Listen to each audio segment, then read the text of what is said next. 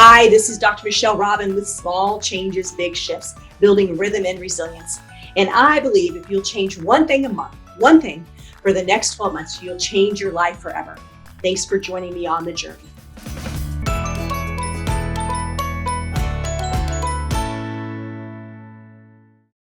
Welcome everybody to Rhythm and Resilience. How do we thrive through this universal reset? For some of you that have not been with us before, I was thinking, downloading through my own experience of struggling kind of the first few weeks with COVID-19, that my spirit kept saying, Michelle, you've got to find a rhythm so you can have some resilience through this reset. And so in doing that, it said, well, if you're struggling, probably other people are struggling too. So hence, now we have this program. We're on day 7. I just want to remind you that you can catch it on YouTube. Hopefully you're getting the emails that tells you where to go afterwards as well. So that's exciting. A couple housekeeping things. If you are not muted and you're not Hailee, please mute yourself. For some reason, it's not muting you when you come into the conference with us. The Zoom chat is open. I would love to have it be engaging and find out kind of what questions you have. There we go. What questions you have throughout the event, so that Eleanor will help me capture those so Hailee can answer those. As well as kind of what are your takeaways and what's your wins? Because, I love to celebrate wins. So I thought today we'd start with a little bit of a grounding exercise. This is actually Eleanor's idea. Eleanor is my admin helping us get through this. So Eleanor, today what we're going to do is I'm just going to have you right in the moment where you're at. I want you to think about where and what are your energy drains? Where and what are your energy drains? Feel free to put it in the chat. I've been focusing on some of my energy drains the last few days that I've had for a couple of years. One of them is my Women's Business Enterprise certification, and I've been sitting on my desk to tweak a little bit and make sure they have everything right. And so I got a chance to talk to the guy that runs the program yesterday, and oddly enough, over the last year, he has not had much time for me. But yesterday he did. So I thought, well, great, I'm checking off that. So you wrote something, Hailee, what I obsess about the future. Yes, there's a saying that when you have anxiety, you're living in the future, and when you have depression, you're living in the past. So how can we live more in the present? So today our guest, Hailee Bland Walsh, is going to be helping us make sure we create movement into our life. She's an entrepreneur. She's an advocate. When she's not leading a spin class, training clients, or giving high fives, you can find her success as a founder and owner of City Gym to educate and motivate other entrepreneurs and leaders. She's an interim executive director of Transformations Youth Organization. She's a writer, speaker, movement guru, and transformational coach, wife, rescue pup mom, and just a wonderful community advocate. Hailee, welcome to Rhythm and Resilience. Thank you. This is so fun. Well, first of all, I love that big shirt, Kansas City. So talk a little bit, we've never really dove into what is Transformations Youth Organization. And I know that I was teeing this up yesterday. And if I remember right, probably the 1 out of 2 times I've watched the ESPY Awards in my life, you guys had a commercial on there. Is that correct? Mm-hmm. Yeah, so kind of 2 separate things. Transformations Youth Organization is actually a nonprofit here located in the Kansas City metro area. It's a social support group for trans, gender expansive, and gender non-binary youth, ages 12 to 24. We actually have 2 groups. One is our general youth group, which is ages 12 to 18. And then we have a group specifically for trans young women, ages 16 to 24, that's led all by trans women of color, local trans women of color. So the backstory to that is the commercial that you were just talking about. So I opened City Gym, it'll be 9 years in August. And about a year after we opened the doors, a person walked in the door and said, hey, some friends of mine got a tour this weekend of your facility and said that you have spaces for all gender, like shower suites and bathroom suites for all genders. And I said, we do. So anyway, he and I became dear friends. His name's Drew, and he came to City Gym because he had reached a place in his transition where he was no longer feeling comfortable in his current gym environment and wanted a space that was radically inclusive. And so he found City Gym. So through our friendship, we created a group called Momentum, which is a group for trans men. In 2015, we were selected by Google in a nationwide anonymous search to find a small business that was serving a portion of the LGBT community. And so they selected City Gym. And they actually created like a kind of a docu-series type commercial. It was a 2.5-minute commercial. And they decided to run that commercial in the 2.5-minute break before Caitlyn Jenner received the Arthur Ashe for Courage Award. So it kind of, it was one of those things where us being selected was serendipitous, and then Caitlyn coming out and our commercial kind of aligning with that. And then Google reached out to ABC and and asked them if they would consider letting them buy the 2.5 minutes before Caitlyn accepted her award. And ABC had never allowed one company to run 2.5 minutes of a commercial before, but because they felt so strongly in the message, they allowed them to do that. So 7.1 million people saw that commercial. I was sitting in the audience. My wife was in the audience. Drew was in the audience. He and I created the group together. And then Jake, who's actually in the commercial, we were all in the audience together. We were kind of separated. Jake and I were down low, and Drew and Tiff were up high. And so I didn't know, I knew the commercial was airing, but I didn't see the commercial. I instead was live in the audience. So watched Caitlyn accept the award and give this speech that was transformative. And that was it. We stood up to leave, turned on my phone, and I had 200 text messages or something crazy. People like you had just tuned in to see the ESPYs and were like, that's your City Gym? And so because of my work in the trans community supporting trans adults, I kind of fell into work with trans youth because so many folks were reaching out to me.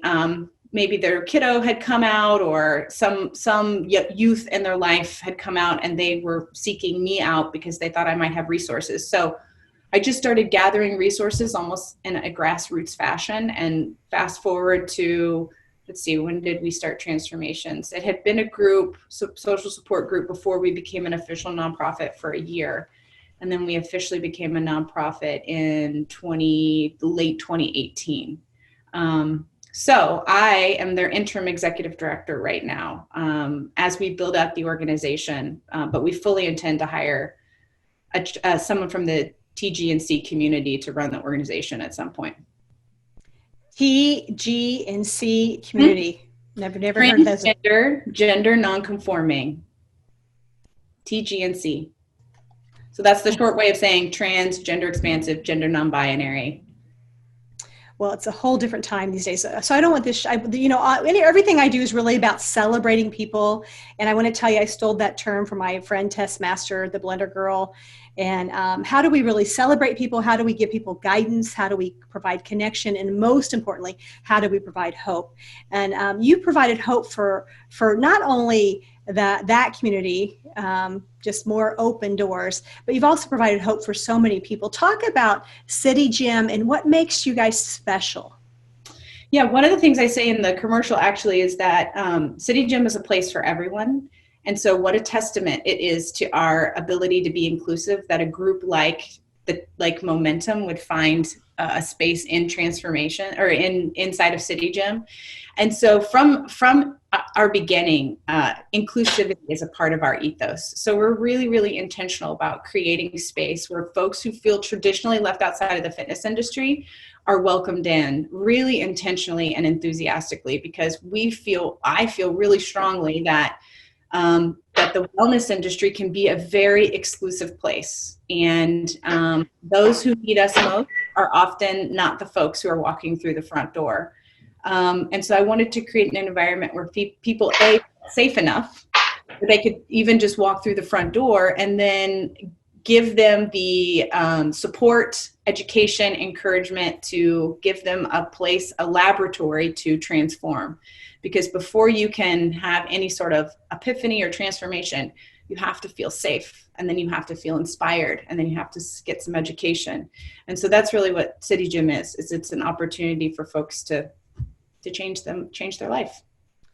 You know, on Tuesdays, through this Rhythm and Resilience, we've called it Total Health Tuesday. So that's one reason why I invited you specifically for today. But I want to dive into the word safe, because I think a lot of people don't feel safe right now. Right. So what, first of all, how are you feeling safe in this transition? I know you have a business like I do, and we were on a call recently together for the chamber talking about guiding people through that. And whoa, what a whirlwind the last year's been. I mean, the last month's been, right? Feels like a year, and it's only been, I mean, it's been 4 weeks really this week. Holy sugar. I know. It's a month. It feels like a year for sure. Yeah. So talk about the word safe. What does that feel like, look like, taste like? So in reference to right now, for me, I have really been, I've been looking for grounding. And so I've been seeking those people who I feel like, can provide me a safe place to be able to vent, but also can give me good advice or can support me where I am. So right now, safety to me looks like my community. I love helping people, but one of the things that I have really celebrated during this time is the way in which my community has helped me back. So I've been really leaning on my City Gym family, my friends and family, to provide me support and safety. And so that's sort of where I've gotten my most groundedness, is just in linking arms with people that I love, whether it's a Zoom call or a FaceTime or a phone call or text message check-ins, or yesterday I did a socially distanced walk with one of my dear friends and mentors, Tina Sprinkle, who you all probably know. She and I walked on opposite sides of the street and screamed at each other the whole time. And and I felt safer when I got back to my house after our walk. I just felt like, yes, there's someone out there who loves me and who has my back. So in terms of right now, how I'm feeling safe, feeling connected to my community is really the thing that is grounding me the most. And then safety, when we talk about it at City Gym, I mean, it's everything from emotional to actual physical safety. And so one of the ways in which folks tend to feel unsafe in wellness spaces is just simply bathroom and shower spaces. They can be very uncomfortable places for folks who maybe don't feel comfortable showering in a community space or being unclothed in front of other people. And so one of the things that I really tried to create with our facility is a sense of safety. So you can walk into a shower suite, close the door, and you're totally safe. And just creating that physical safety sets a foundation for the emotional safety to happen. So emotional safety is when instructors are using inclusive language. So they're saying things, they're recognizing all people in their classes, and they're using language that really welcomes folks in an intentional way. That starts to build that rapport and that safety, because someone who might feel traditionally left outside of the fitness industry, when they feel seen and recognized, they think, oh, wow, they see me. And so that builds safety. And so those are a few of the ways that we do, that we try to really intentionally create safety when we talk about that word at City Gym. You know, I'm going to age myself here because I'm a couple decades older than you. And, you know, I want to try to be, I'm not the word politically correct, but just seeing people, you know, how, you know, the whole pronoun thing, his, her, you know, it's, I feel like sometimes I'm like, I don't know what to say. So I say nothing. And so give us a little bit of guidance of how do we navigate these times? Because you have a few young people on here and you have some older people on here. How do we navigate that time? And then I'm going to shift the conversation. Okay. Sure. Yeah. So I think that it's never inappropriate to ask someone what their preferred pronouns are. It's never, oftentimes we assume, we see the way someone appears, and then we make an assumption about the way that they identify. And so if you're unsure, you can always ask, hey, I would love if you could share with me your preferred pronouns. And just even having that awareness to ask someone who might potentially fall outside of a binary or what your expectation might be, wow, that creates so much love, that creates so much connection for them right away. They think, okay, I'm safe here. This person gets it. And so it's never inappropriate to just in a straightforward way, but a really kind and loving way, be like, hey, I've been trying to be more intentional about using people's preferred pronouns. Would you mind sharing yours with me? And then they're like, oh yeah, sure. I use he, him, his, or whatever, or they, them. Thank you for asking. I will say, as somebody who is obviously navigating that community a lot, it's not about getting it perfect, right? It's about trying. And it's about having the awareness to even acknowledge that there's something that exists beyond the binary. So just even being intentional about asking, saying, "Hey, I'm trying to really meet people where they are, and I want to be really intentional about the pronouns that I use. So would you share with me your pronouns?" Or if you're going to be in a mixed space, like a meeting, and you want to and maybe there's someone in the room you want to make feel really included, you can say, okay, we're going to start today's meeting with our names and our pronouns. And you just go around the room and everybody shares their pronouns, and then you move on. It's just a real easy way to set that tone so that person in the room or people in the room immediately know, okay, safe space. I'm welcome here. Well, great. So just for everybody on the call today, on the chat, that's a great way to communicate with us. So if you have questions for Hailee, please feel free to put them in there. We'll get to them in the time, so you're not going to mess up our flow. Also, transformationskc.org is a website, is also in there. If you happen to have people in your life, which we all probably have people if we're paying attention. I remember back in the mid 90s in my old office, and I kind of have my life, and some of you know these offices. My first office, my first 3 years, my next is 6 years, my last 19 years. But I remember being in that second time frame where I looked around my reception area, and there was a multimillionaire, somebody who was homeless, and a transgender. And I thought, okay, you're serving the right population, and you're just serving, you're open, being loving and kind. And so thank you for sharing that. Let's talk about, I'm actually preparing a talk. I've been working with some of my corporate clients on kind of just helping support people with their well-being during this time of, gosh, now they don't have the right workstation, they're super stressed, they have anxiety, some of them have lost their job, they're displaced. And I know you had to shut down your whole gym. We did. Yes. So it impacted you on so many levels, financially, spiritually, your baby, and I totally can resonate with that. But share, and you did this, ask for help. So in my preparation today, I've got a little handout here because it's the calls after this. And here's one of the questions for people, and this is for our audience here today. Red light, green light. Red light means you should stop because you're going to end up someplace you don't want to go. Yellow light, proceed with caution. And then green light, keep moving.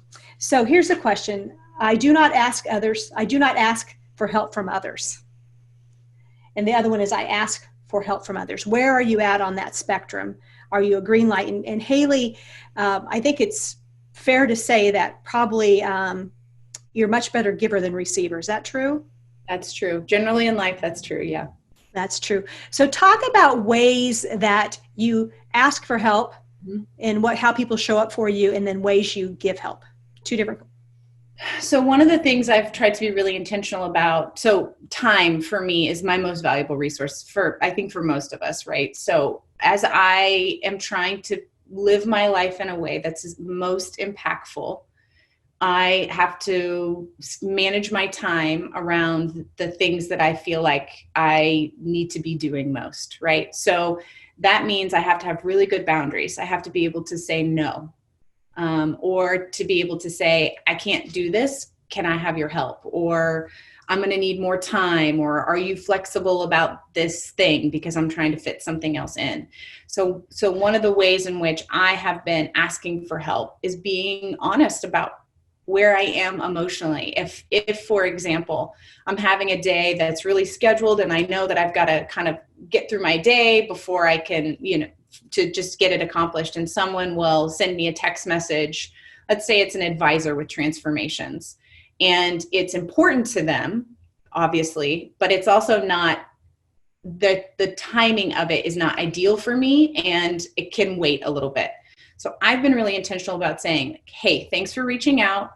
This is really important to me. I do not have time to do this today, but I'm going to put it on my list for tomorrow or the next day. And I promise I'm going to get back to you, and we're going to have a really thorough conversation about this. I'm going to be there. I'm going to support you. In the past, something like that would have derailed my day. I would have been like, oh, I have to figure out how I fit this in. And then I'd be stressed out and maybe resentful at the person who asked me, or stressed at the next thing I was going to do.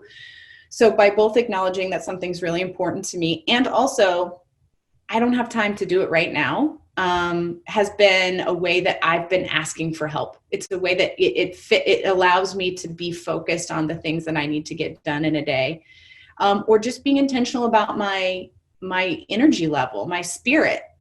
Recently, folks have been sending me all these great, you should do a 45-day challenge, and you should be training clients online. And I have been grieving pretty hard. And I have said, thank you so much for thinking of me. These are all really, really great ideas. You know, it's kind of interesting. I'm not really functioning at a very high level right now. I love you for your support, and maybe I'll get there, but I'm not there right now. And just being able to acknowledge what I'm really feeling, and then asking for just a little bit of space, it has been a way that I've been asking for help. So those are ways that I ask for help. And then the ways that I give help, I tend to be an acts of service type of person. So I will ask someone how I can support them, or I will sort of intuit a way that I can help them. So I've been on this, I've been delivering juice on a weekly basis from my good friends from Ruby Jeans. They're doing big gallon juices. And so in order to support Chris, I've been purchasing juices, and then I've been taking them around to all of my people as a way to say, like, you know, I drop it off at my sister's house, or my sister-in-law, or my best friend Sarah's house. They have kiddos and whatever. And it's just a way to say, I love you, and I'm thinking of you, and here's some juice. You know, here's a way to boost your immune system. And so, or I'll say to them, like, hey, I know things are really stressful right now. How can I support you? Those are ways in which I give help. Or I'll say, can you think of anything that I could do to support you right now? Or I'll say to somebody, you know, like my very closest friends know that I'm someone that if they just need 15 minutes to vent, they can call me and vent. So those are sort of some of the ways that I give. But I try to ask people what they need to, because I think sometimes we assume, and while it might be thoughtful, it also might not be what they need. So being intentional about asking people how you can support them, I think, is also key when you're trying to give. You know, I'm an active service kind of gal too, so I can appreciate that. And Eleanor, let's put in Ruby Jeans juice in here so that we could give them a shout out to everybody here, as well as people listening to this call. And Chris is doing some wonderful work over there. So talk a little bit about, what was your biggest challenge before COVID-19? This summer, late in the summer, we closed our downtown location. So we had expanded to a second location downtown. And I had to close the location in July of this last year. And that, from a business perspective, was probably my hardest challenge. It felt very personal for a very long time that the space wasn't successful. And it took me some real work to kind of pull myself out of it feeling so personal, and really evaluate it with my entrepreneur brain and just say, you know, some things work, some things don't work. It's not about it not working. It's about the pivot, right? It's about how you recover. It's about what's next. It's about the lessons that you learned. And a really good friend of me said, think of it this way. It's like a really expensive PhD program. I said, I would like that diploma on my wall so I feel a little bit better about it. But she was absolutely right. There was so much that I learned about business and about running a business and being successful in business that I learned from closing a business that I would have never learned had I not had to close a business. So before COVID, that was my biggest lesson. And I'm finding that my big lessons are really around surrender and letting go and knowing when to let go. I find it fascinating that sometimes when we have that, can you imagine having both of those locations and those mortgages right now? No. I mean, I honestly think about it every day. I think, oh my gosh, I'm so glad that we don't have two locations. And right afterwards, the building that we were in our Waldo location, I was actually able to buy the building. And so that by closing downtown, I could purchase the building that we're in Waldo, and did that and closed on that in January. So I'm not paying a landlord. I'm paying mortgage, right, to a bank that I can negotiate with, but that's easier for me to do potentially than with a landlord. And I own that building. So there are things that after I let go of downtown, and I knew this on a head level, I knew the second I let go that so much good was going to come. And it was still so hard for me to let go. It was so hard for me to let go because it felt so personal. And I think for those who are entrepreneurs or creators or artists or those things that we create, they feel like they feel like children. And it literally felt like I was like closing the door on a child. And also I knew that all of the energy that I was spending on something that wasn't working, if I spent 1/3 of that energy on what was working, my business would explode.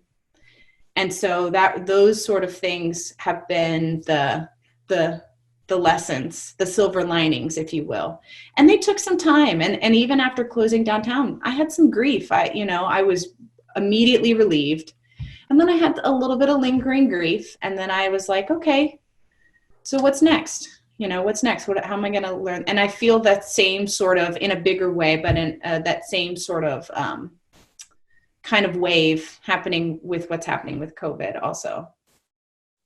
I can totally relate to what's next. I can also relate to opening a second location. Most people don't know this because it's been so many years ago.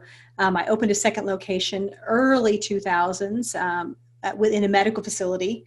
And the two partners, the two OBGYNs that loved whole person health, one retired and then one got hurt. And so all of a sudden the people that were your champions were no longer there. Okay. So that was a learning lesson. I like the PhD in that. And then in 2008, we were going to open a location on the east side of town at Unity Village. And my banker, who I want to kiss his feet right now, Bob Bernier, and he said, Michelle, I'm not going to give you the money. He said, I'm not going to give you the money, because he knew what the market was doing. And literally within 45 days, the crash happened. And so, you got to look for those lessons. And I'm trying to, not trying, I am seeing those lessons in COVID now that we're 4 weeks in, or 1 year in, whichever you want to call it. Feels like a year or maybe 10 years out of my life, but it's really been only 4 weeks at a time. And so I'm thinking about, okay, Michelle, what are you going to, and this is one of the questions for you is what are you going to move forward? As you think about the lessons you're learning right now, the silver lining, how are you going to implement into your life post-COVID? I think the first thing that's bubbled to the surface for me is that I need to slow down. Mm-hmm.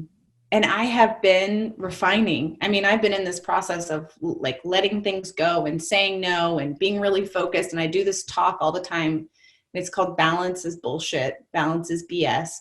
And the takeaway is that you can't do everything, right? So this idea of balance and perfectionism is not realistic. So what are the things meant for you to do? So I have been really intentional about doing that. And still, I was doing so much stuff that I shouldn't have been doing. And I don't, and I don't even mean, I mean, just stuff.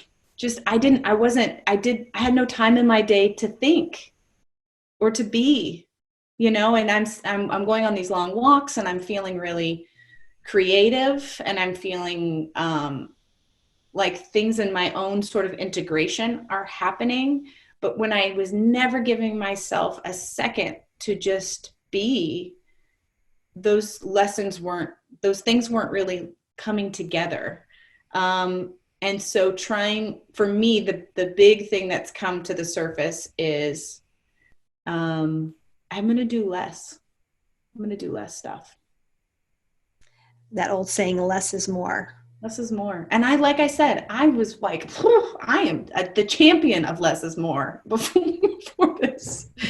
But this has really shown me what really intentionally slowing down looks like. And I keep thinking, how do we go back to what we were doing? And I mean, we, the global we, how do we go back to that? And the other thing that I have been focused on is that we can't say go back to normal. There's a new normal.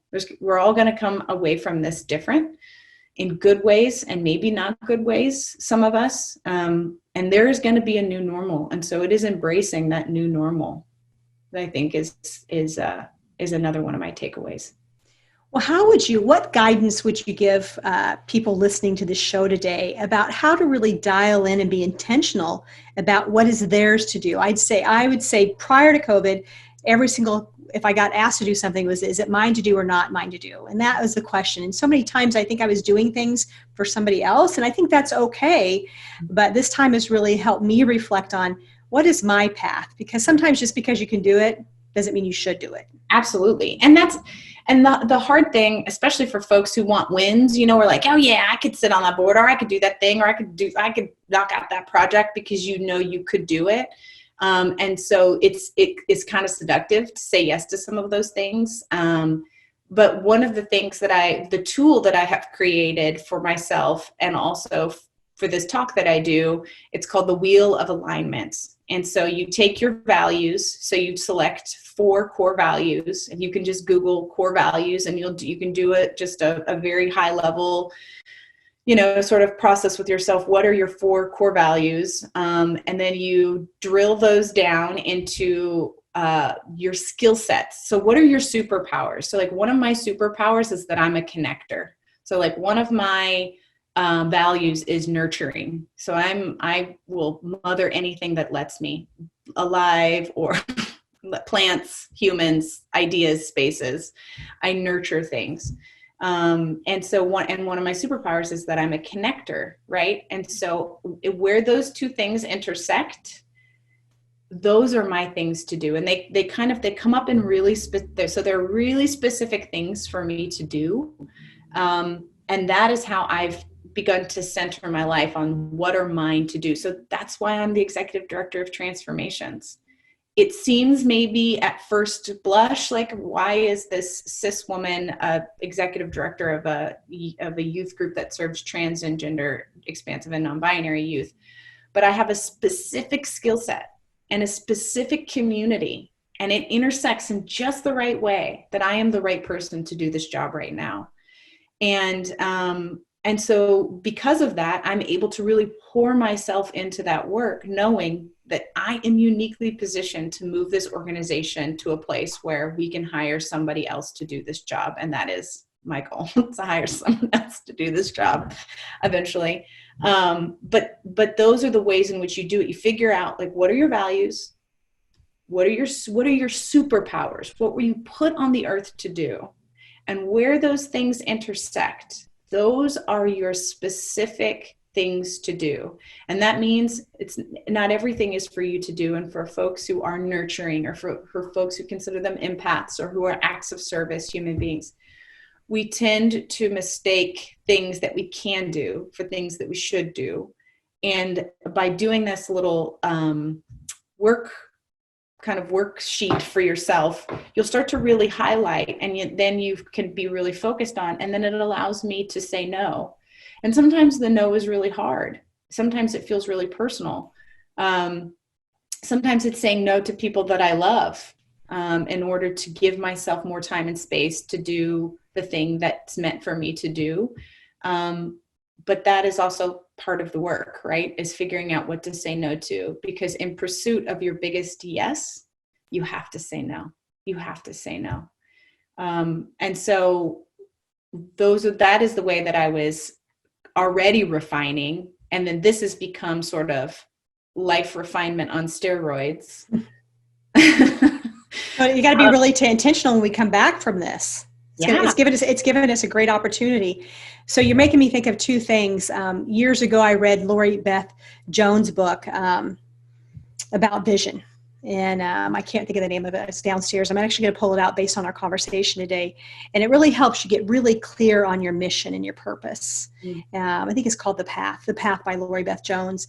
And if we were in the military, someone would come up to us, and if they put, the opposing force would say, state your mission. And if you didn't know your mission, then it would be, you would be killed. Yeah. And so this is a good reminder for us all to really dial into what our mission is. So I'm going to ask you a question. I'm going to not put you on the spot, but I'm going to put it in the back of your mind and for you to get back to me by email. I would love to see you do your workship, maybe for our wellness community about Corvin. So you might want to think about it before you say yes. Yeah, no, I something's been brewing in me as well. And so in creating this wheel of alignment, what's come as a result of that is a personal mission statement. And so my mission statement is to inspire people to radical self-care, mind, body, and spirit, because well people with a capital W transform the world. And I want to live in that world, right? I want to live in a world where everybody is doing exactly what they are meant to do, so that A, I don't have to do the work that they're doing. And B, because when we're all doing the work that we're supposed to be doing, imagine that world. Imagine being able to live in that world. So that from that worksheet of figuring out what are my sort of like specific things to do has come this larger mission statement and so that includes my writing, that includes my speaking, that includes leading a spin class sometimes, that includes dropping off juice to people that I love, right? And supporting a small business that I'm really passionate about, and giving to people that I really care about, and doing it in a way that's, very well with a capital W. So that's been another result of the work, doing the wheel of alignment. Well, I have so many things to say to you. And first of all, I am so stinking proud of you, having watched you, and we're in good hands with young people like you. I'm also thinking you mentioned the acts of service, and Eleanor, if you'd go to Rainy Day Books, let's if you decide to buy The Path, Creating Your Mission, or possibly Mr. Chapman's book on love languages. I can't remember his first name, but if you'd put Rainy Day in there, let's support another great local company, Rainy Day Books, who's just, business has been a little bit devastated as well. So we'll put that in there too. Gary Chapman, thank you, Michelle. Gary Chapman's book is really great about figuring out what is your gift. Is it time? Is it service? Is it words of affirmation? Is it touch? Is it gifts? And so thank you for considering that. So this is a great time for anybody on the call to send us your questions as we start to round the corner to start to wrap up our conversation. I also want to say thank you for calling me a young person. That was amazing. Well, you're definitely doing some great work. So for those people on the call, obviously one of your expertise is you kind of remind me, I'm a chiropractor, but I'm more than a chiropractor, and you're a trainer, and you're more than a trainer. And I love learning more about you. We've had more quality time since COVID than we've ever had before. It's been so great. Qualities are kind of an air quotes here. Linings, more time with Dr. Robin. Well, so share with us a little bit if we're struggling to find a routine for working out in that physical quadrant. What would you suggest to people? Yeah, so I think it's really important to find a time. So I'm going to kind of give you best practice right now, where you have no schedule potentially, and then best practice when maybe you're falling more into a routine with work and life. So right now, for me, I find that I am most likely to do it if I do it between 10 and 2. Earlier than that, I'm getting up, I'm kind of getting into my day. I like to kind of pat around my house and sort of feel grounded and things like that. And so my energy is highest right around 10 a.m. So that's probably when I'm going to work out. Gives me a chance to make breakfast and all that sort of stuff. And so I would say find a time when your energy is highest. So maybe that's first thing in the morning, right? Before your day gets started. Maybe that's a couple of hours into your day. Maybe you're an evening person, you work out in the evening, and that's when your energy is highest, right? 6 a.m. or 6 p.m. your brain comes alive. I would say listen to that intuition is telling you. And that's the other thing is, I think there's a lot of should in the wellness energy. We should do this, we should do that. And I'm really tapping into my own personal intuition around what I want to do. What do I want to do? Do I want to have an intense workout today? Or do I want to have kind of a moderate, expansive, maybe a longer hour and a half long walk? Which is not something I would have ever given myself the luxury to even enjoy, because it was about efficiency, right? So it was like, I got to get everything I need to get done in 1 hour. So I was going to work, I was going to lift as hard as I could, and then I was going to do cardio as hard as I could, and then I was going to be as efficient as possible in 1 hour. And I'm just sort of like, ugh, efficiency right now just feels yucky to me. So I have been I went on 2 long walks yesterday, 2-hour-long walks, one in the morning with Tina and then one in the afternoon by myself. And it just felt good. I just felt grounded. I liked being outside. It didn't feel particularly challenging, but rather it felt like it was filling my cup. And so I think listening to your intuition about your movement right now. And so I've also I bought a pair of rollerblades because inline skates, because I was like, what other things do I love to do outside besides bike and run? And the first thing that came up was rollerblading. I used to rollerblade and all as a kid, and then through college, I loved to rollerblade. I went to school at the University of Minnesota, so there was a trail system there, and I would just get out on my rollerblades and skate for hours. And so I bought a pair of rollerblades, and when they arrived, I felt such a sense of joy. I was like, they're here, the rollerblades have arrived. And it's been a long time since I felt like that kind of joy around a movement thing. So I would say listen to that feeling of what do you want to do? Do you want to go for a hike? Do you want to do yoga? Do you want to run? Do you want to is now the time for you to do those more aggressive exercise things? Get tuned in, ask yourself, listen to what your body is telling you to do. That would be my advice right now. And then I think even as we move into a more scheduled time, again, I think finding those times of day that you have the most energy, if you can, right? I tend to work out in the morning because my days get so long that if I wait until 5 or 6 o'clock, my energy level is pretty low. And the stress of the day is kind of weighing on me. So that's not an ideal time for me to be working out. So I'll do it first thing in the morning. I'm also a huge accountability person. So because I am so community focused, I really, so I actually pay a trainer. I've been paying one of the trainers at City Gym to train me 2 times a week since the day we opened our door, because he will walk into my office and be like, let's go lift some stuff together. And I'm like, oh man. And I pay him to do it. He makes me do stuff that I wouldn't do on my own. And so I like that accountability. And so I actually pay him. I have a boxing coach that I see 2 times a week. When I was training for my half marathon, I paid one of our performance coaches at the gym to help me put together a plan. Could I do it myself? Yes, I am a trainer. This is what I do. But that was the thing, is that I do this for people all day long. So it feels good to have somebody else take care of me for an hour, right? It's like you're a massage therapist. Getting a massage feels really luxurious because you're giving to people all the time.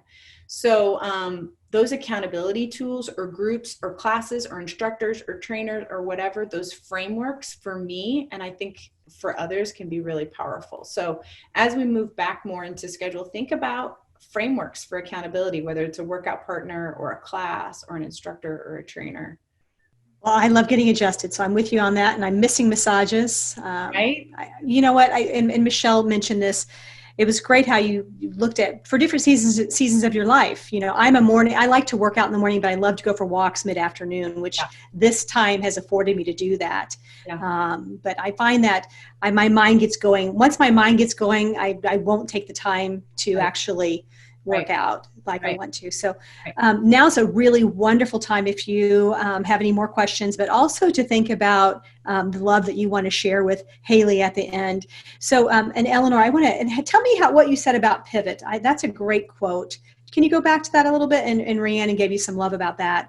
I just said, it's not about, it wasn't about the loss, right? It wasn't about staying in the loss. It was about the pivot. How am I going to recalibrate from here?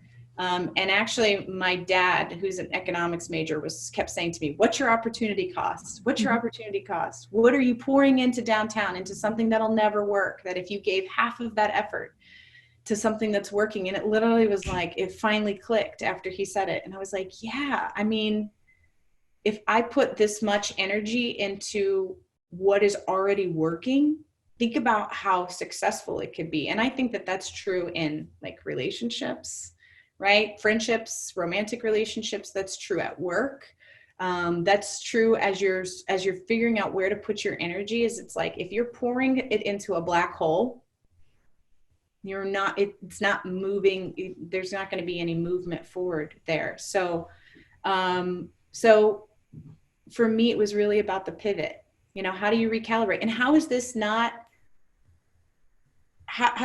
feel like a failure? How do I not get mired down in the shame, right? I was like, oh man, what are people going to think about me? And they're going to judge me for not being able to make this thing work.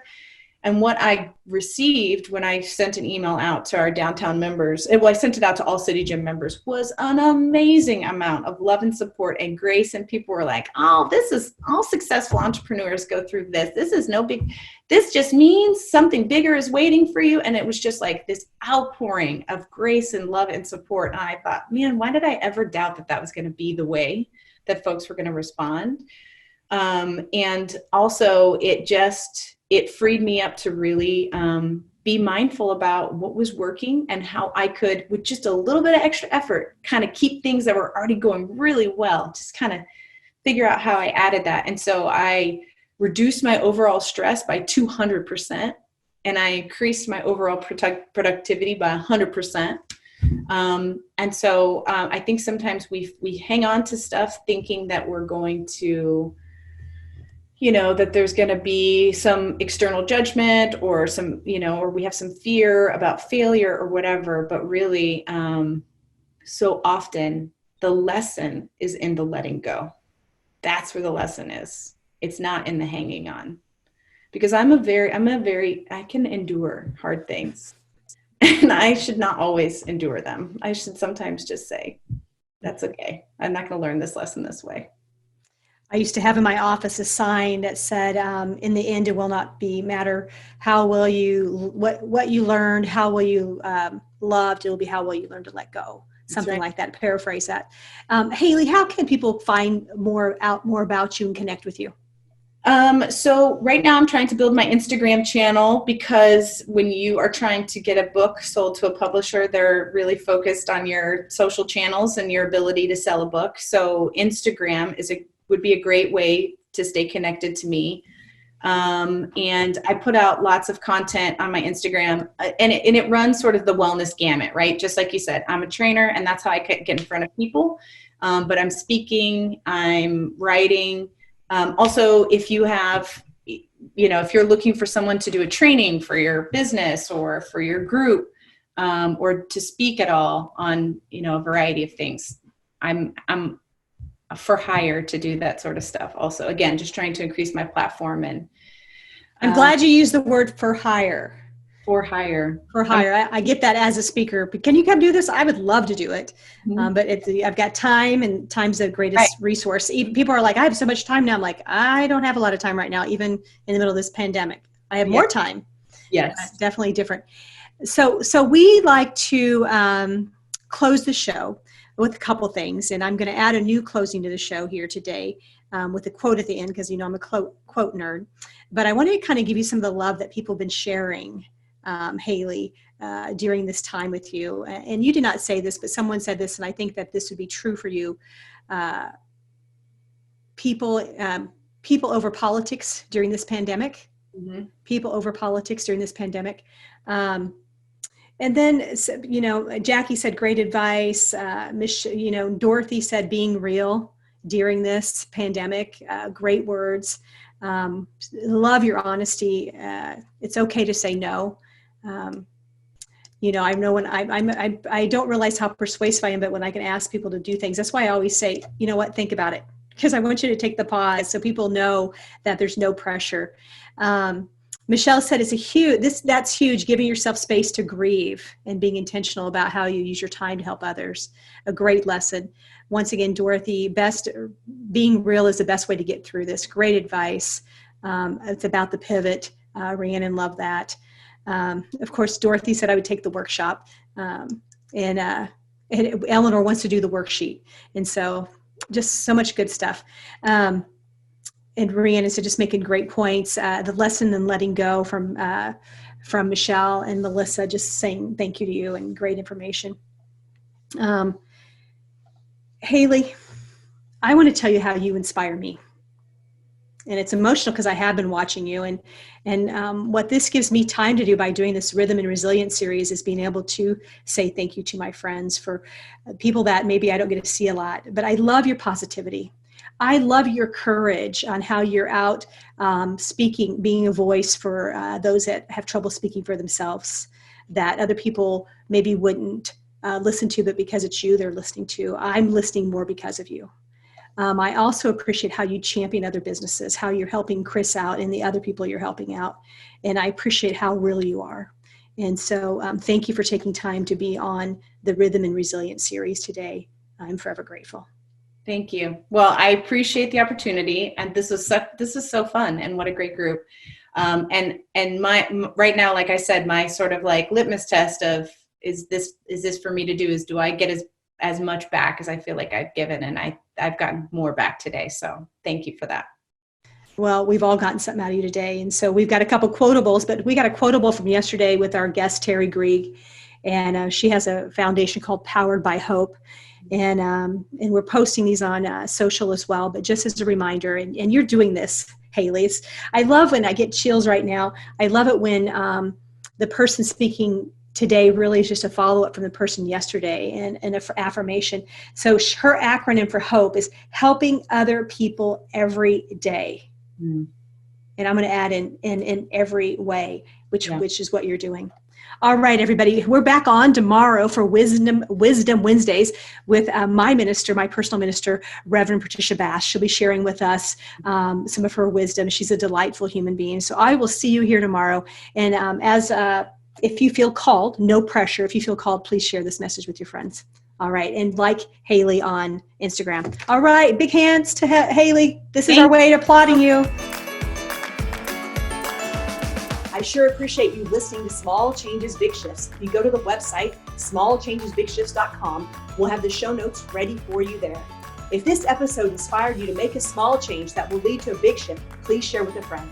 You can catch our episode on Apple, Google, Spotify, YouTube, and our website. And if you feel like it, please leave a rating or a comment. Be sure to subscribe so you can catch our episode next week. Blessings to you.